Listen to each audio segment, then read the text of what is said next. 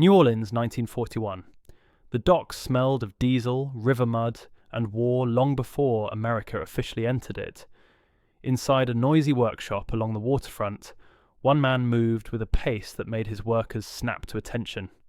Andrew Higgins was studying maps of island chains, beaches, and mudflats across 2 oceans. He saw the same problem everywhere. If the United States ever had to storm an enemy shore, conventional Navy boats would fail before the first shot was fired. They drew too much water, they broke on rocks, they died in shallow surf, and no one in Washington understood how catastrophic that limitation could become. Higgins understood it because his education came from the unforgiving waterways of the Gulf Coast, not from naval academies. He built boats for trappers, lumber crews, and the men who ran whiskey under moonlight. These boats were punished every day by sandbars, stumps, shifting tides, and narrow river turns. Higgins learned exactly how wood flexed, how a hull behaved when pushed off balance, and how to keep a craft moving even when the water beneath it was barely deep enough to wet the keel. By the late 1930s, he had become a designer who trusted the river more than textbooks. He knew war would be decided by mobility, not by battleships or elegant fleet maneuvers, but by troops landing fast, hard, and precisely where the enemy did not expect them. While American planners obsessed over deep water engagement, Higgins studied the geometry of beaches. He watched how waves broke, how sand absorbed impact, how shallow water slowed the heavy Navy craft that officers insisted were good enough. In his workshops, he tested hulls that could twist without cracking, boats that could grind across mudflats instead of sinking into them, and steering systems that stayed responsive even at crawling speeds.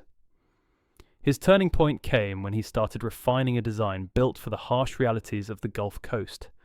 It had a flat bottom, a blunt bow, and a draft so shallow it practically skimmed the surface. Nothing about it was graceful, everything about it was useful. This was the Eureka boat, a craft built not for the Navy, but for men who had to survive the water at its worst. Higgins immediately saw what the admirals could not. This strange, rugged little boat could carry armed men directly onto a hostile beach, while every other American vessel stopped helplessly offshore. The Navy was skeptical. They wanted tradition, not innovation. They trusted steel more than wood.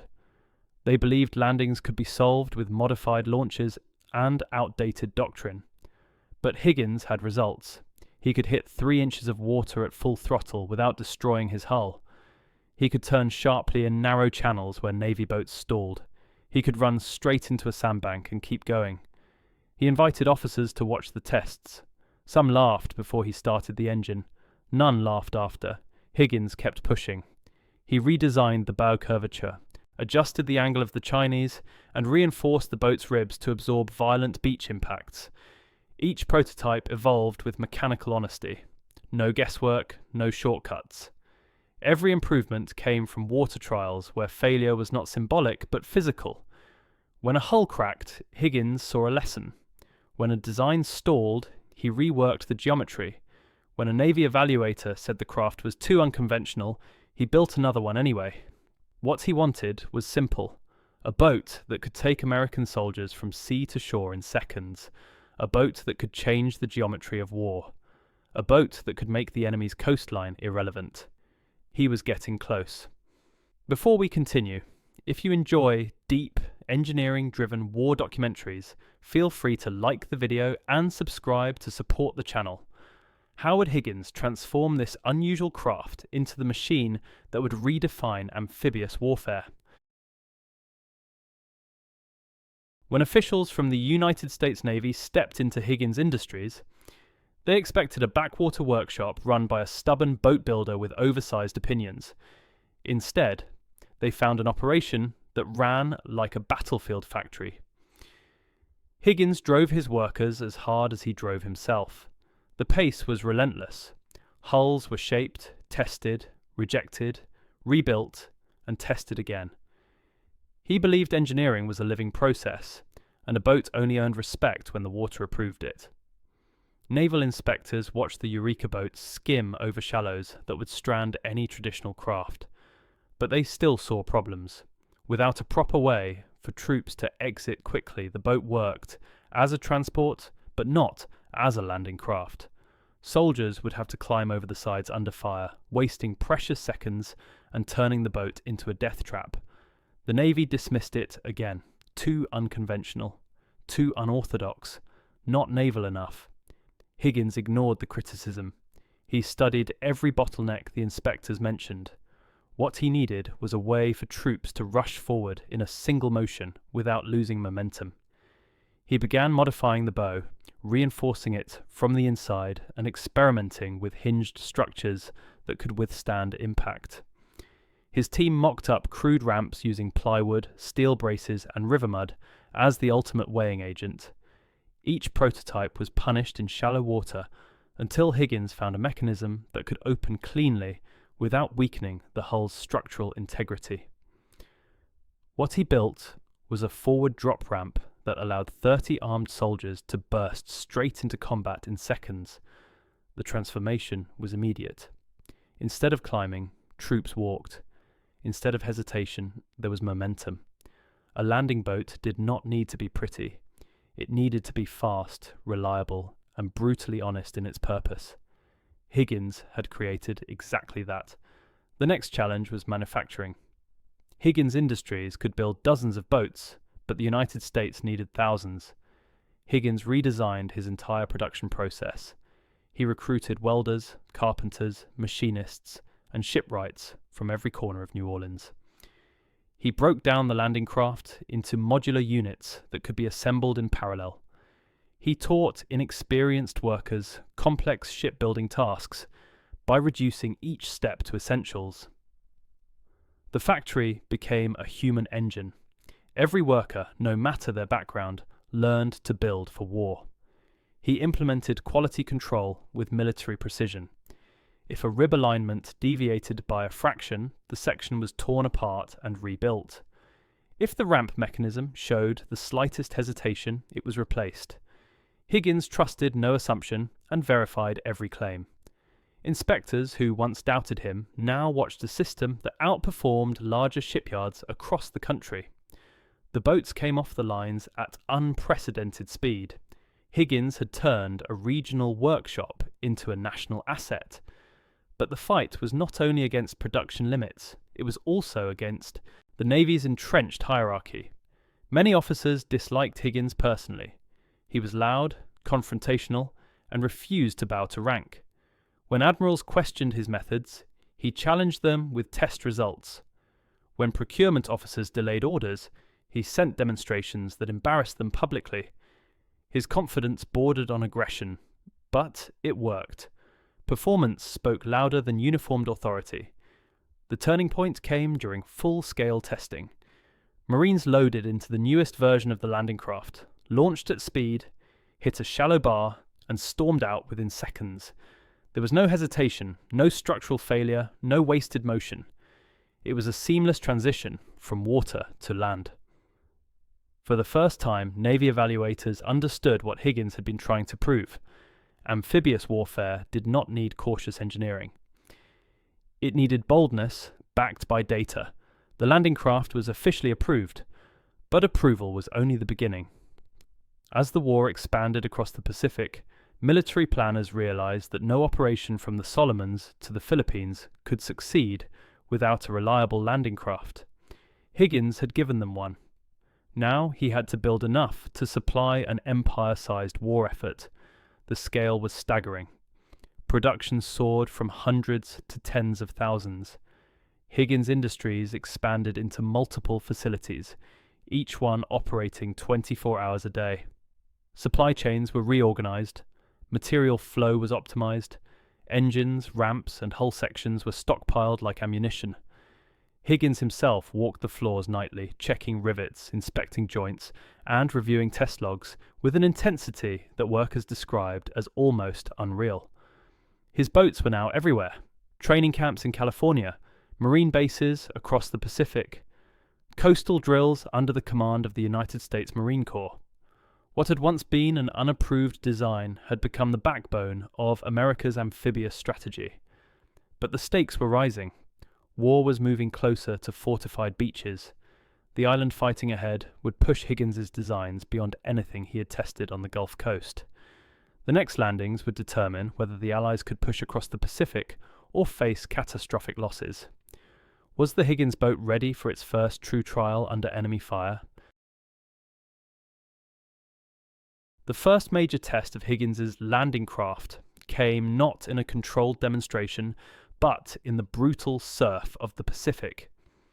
When the United States Marine Corps prepared for the assault on Guadalcanal, planners studied tide tables, coral reefs, and Japanese defensive positions.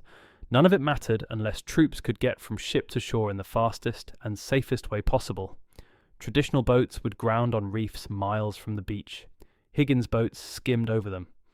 What happened next would decide whether his creation was merely clever engineering or a battlefield necessity. At dawn, Marines moved toward the beaches with the confidence of soldiers who had finally been given equipment designed for their reality. The boats cut through shallow water, gliding over coral heads that would have wrecked other craft. Instead of slowing, they advanced in coordinated waves. For the first time in the Pacific campaign, landing operations matched the pace that commanders had envisioned, but never achieved. Marines hit the beaches quickly, moving with momentum and coherence. Higgins's design had not just worked, it had transformed amphibious warfare. Reports poured in. The boats handled complex surf patterns, carried heavy equipment, and delivered troops where charts claimed no boat could navigate. Higgins read every field note sent back to New Orleans. Where soldiers saw reliability, he saw opportunities to refine the next batch. He improved hull stiffness, adjusted the angle of the ramp door, and strengthened framing around the bow to survive repeated beach impacts. Field testing did not confirm his work. It accelerated it. But Guadalcanal was only the beginning. The island hopping campaign demanded a new type of engineering logic. American forces needed to assault beaches fortified by bunkers, artillery, and concealed positions. Every hour saved in deployment meant fewer casualties. Every second troops spent climbing over a gunwale rather than charging forward invited enemy fire. Higgins boats reduced those seconds to zero. They delivered infantry, supplies, and vehicles with a consistency that surprised even hardened officers.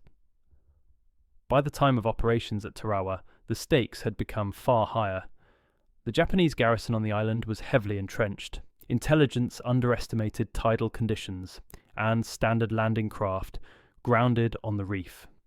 Higgins boats became the only vessels capable of bridging the gap between the reef line and the beach. Troops who would have been stranded in open water reached the front under fire. War reporters documented the chaos and the brutal resistance on the shore. Yet amid the loss and confusion, one fact stood out. Without Higgins boats, the landing force would have been decimated before reaching the sand. The pressure on production back home grew stronger.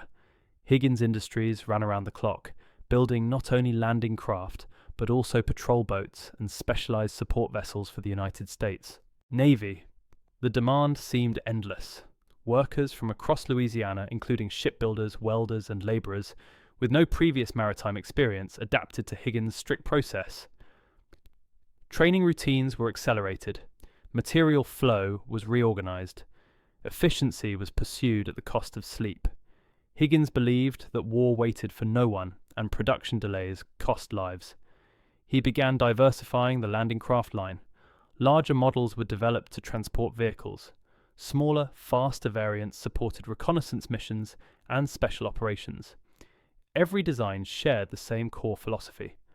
Boats must operate in shallow water, handle impact, and deliver troops directly toward the objective. It was a simple vision that demanded relentless engineering. Higgins accepted the responsibility personally. He reviewed blueprints daily, inspected welds, and questioned any step that did not increase strength, reliability, or speed. Technicians recalled that he carried field reports like sacred documents. Notes from the Pacific influenced every new model. He made incremental adjustments that accumulated into sweeping improvements. The ramp hinge received reinforcement to prevent jamming during rapid deployments. Hull curvature was modified to reduce slamming in heavy surf. Bulkhead spacing was redesigned for higher durability. Nothing remained static. A Higgins boat built in 1944 was significantly more advanced than one built in 1942, yet the silhouette remained unmistakable. As the Allies prepared for the amphibious assault on the Philippines, commanders relied on Higgins boats as the backbone of their landing strategy. War planners recognized that large-scale operations were now possible only because the equipment existed to support them. Higgins had turned a logistical weakness into an operational advantage. The landings at Leyte and Luzon demonstrated this with clarity. Troops surged forward in coordinated waves, supported by equipment that arrived exactly where it was needed. The boats took damage and kept moving. They grounded on hostile shores and remained structurally intact. They delivered infantry and returned for more. But the conflict in the Pacific was approaching its climax. After years of battles across jungles, reefs, and volcanic sands, the United States was preparing for its most ambitious, amphibious assault of the war. The next target was an island so heavily fortified that military planners predicted casualties on a scale not yet seen. Higgins knew the coming operation would push his designs beyond every previous limit. Would the boats that carried the first Marines onto Guadalcanal withstand the most dangerous landing of the entire Pacific War? By early 1944, the Allied strategy had reached its most critical phase. 2 oceans, 2 fronts, and 1 requirement defined the war's next chapter. The United States needed to place tens of thousands of soldiers onto hostile beaches with precision, speed, and overwhelming force. Conventional boats could not meet that demand. It was now clear to every planner in Washington and London that Higgins boats were no longer support vessels. They were the backbone of Allied amphibious warfare. No operation demonstrated this more clearly than the landings on Normandy. As the invasion fleet moved across the English Channel, hundreds of Higgins boats packed with soldiers from the United States Army and the United States Navy prepared for a mission designed around a single principle. Troops had to reach the beaches as fast as possible. Fire would be heavy. Terrain would be brutal. The first hour would define the entire invasion. At dawn on June 6, 1944, the ramp doors dropped. Soldiers rushed forward. Bullets tore into the surf. Artillery shook the sand. Higgins boats kept coming. Even when German defences pinned units down, the boats continued delivering new waves of reinforcements. They carried medics, ammunition, engineers, and supplies under conditions that would have destroyed slower, heavier craft. Allied commanders later acknowledged that without Higgins boats, the landing force would have been fragmented and disorganised. Instead, the assault maintained coherence, momentum, and scale. Where most war machines were designed for specific environments, Higgins boats adapted to all of them. The same craft that invaded Normandy also advanced in the Pacific. The same ramp that carried soldiers ashore in France also carried Marines onto volcanic beaches in the final push toward Japan. At Saipan and Iwo Jima, Higgins boats battled violent surf, smoke, and ash. They delivered Marine riflemen to zones where artillery struck so close that hulls rattled under impact. Many boats were damaged, few failed. The design philosophy that shaped these vessels evolved through constant iteration. Higgins understood that reliability during war was not a static trait. It required refinement shaped by real combat. After every major operation, engineers reviewed battle damage, structural stress, and component failure. Higgins personally analysed cracked welds, bent ramps, and dented hulls from returning boats. Each flaw became a blueprint for the next improvement. Bracing patterns were strengthened. Impact tolerance increased. Engine compartments were reconfigured for faster maintenance in the field. His shipyards operated like laboratories, where combat experience translated directly into design evolution. Production surged. Higgins Industries, once a modest boat workshop in New Orleans, expanded into an industrial network employing tens of thousands of workers. Welders, carpenters, engineers, and labourers from every background contributed to a manufacturing pace unmatched by traditional naval yards. The workforce became a national symbol of ingenuity. Some employees had never seen the ocean, others had never worked with tools before joining. Higgins trained them, pushed them, and demanded standards usually reserved for aircraft factories. His philosophy was simple. A flaw unnoticed at the shipyard could become a fatal weakness on a beach half a world away. He diversified production to meet emerging strategic demands. Larger landing craft capable of delivering tanks and heavy armour were developed for European operations. Smaller, faster versions supported reconnaissance teams and special units. Engineers refined drainage channels, strengthened bow framing, and optimized the boats for rapid turnaround during prolonged operations. Every variant carried the same core principle that defined the first prototype. Deliver men and equipment directly onto hostile territory faster than the enemy can respond. By 1945, military strategists recognized a truth that historians would later emphasize. Higgins boats made large-scale amphibious warfare possible. Not easier, possible. They allowed Allied forces to launch simultaneous landings across multiple regions. They enabled logistical chains that stretched from carriers to beaches with precision. They supported operations that required perfect timing and relentless momentum. General Dwight D. Eisenhower, commander of the Allied forces in Europe, later summarized the significance with a statement that became part of Higgins's legacy. He said that Higgins was the man who won the war for the Allies, not through dramatic speeches, not through battlefield heroism, through engineering, through the creation of machines that soldiers trusted with their lives, through an idea that turned shallow water, reefs, and beach obstacles into navigable pathways instead of barriers. As the war neared its end, Higgins faced a different challenge. The enemy was weakening, but amphibious operations were intensifying. The planned invasion of Japan required the largest landing force in history. Millions of soldiers, thousands of ships, and hundreds of miles of coastline were expected to form the final stage of the Pacific campaign. Higgins knew what this meant. His boats would carry the first wave into the teeth of some of the most fortified defensive positions ever constructed. The war ended before that invasion occurred. The final test never came. Yet the tools he created had already reshaped modern warfare. His designs influenced post-war naval doctrine, amphibious fleet structure, and the development of military engineering for decades. The boats became icons of the conflict. Their silhouettes appear in photographs of Normandy, Saipan, Tarawa, and dozens of lesser-known but equally critical landings.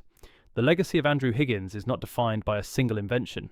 It is defined by the transformation of amphibious warfare into a disciplined, repeatable, highly coordinated system. His boats arrived where others failed. They carried the men who turned the tide of the war. And they proved that engineering, when driven by clarity and purpose, can alter the fate of nations. Would another war ever again rely so completely on the vision of one engineer who saw mobility as the ultimate weapon?